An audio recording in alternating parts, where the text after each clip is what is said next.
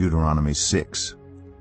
These are the commands, decrees, and laws the Lord your God directed me to teach you to observe in the land that you are crossing the Jordan to possess, so that you, your children, and their children after them may fear the Lord your God as long as you live, by keeping all his decrees and commands that I give you, and so that you may enjoy long life. Hear, Israel, and be careful to obey, so that it may go well with you, and that you may increase greatly in a land flowing with milk and honey, just as the Lord, the God of your ancestors, promised you.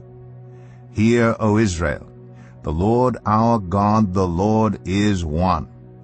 Love the Lord your God with all your heart, and with all your soul, and with all your strength. These commandments that I give you today are to be on your hearts. Impress them on your children. Talk about them when you sit at home, and when you walk along the road, when you lie down, and when you get up. Tie them as symbols on your hands, and bind them on your foreheads. Write them on the doorframes of your houses and on your gates. When the Lord your God brings you into the land he swore to your fathers, to Abraham, Isaac, and Jacob, to give you, a land with large, flourishing cities you did not build, houses filled with all kinds of good things you did not provide, wells you did not dig, and vineyards and olive groves you did not plant, then when you eat and are satisfied, be careful that you do not forget the Lord, who brought you out of Egypt, out of the land of slavery. Fear the Lord your God, serve him only, and take your oaths in his name. Do not follow other gods, the gods of the peoples around you. For the Lord your God who is among you is a jealous God, and his anger will burn against you, and he will destroy you from the face of the land. Do not put the Lord your God to the test as you did at Massah. Be sure to keep the commands of the Lord your God and the stipulations and decrees he has given you.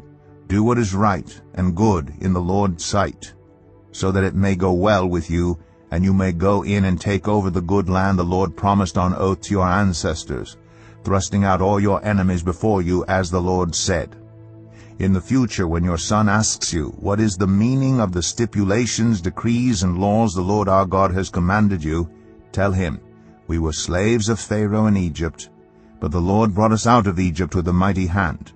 Before our eyes the Lord sent signs and wonders, great and terrible, on Egypt and Pharaoh and his whole household. But he brought us out from there to bring us in and give us the land he promised on oath to our ancestors. The Lord commanded us to obey all these decrees and to fear the Lord our God, so that we might always prosper and be kept alive, as is the case today. And if we are careful to obey all this law before the Lord our God, as he has commanded us, that will be our righteousness.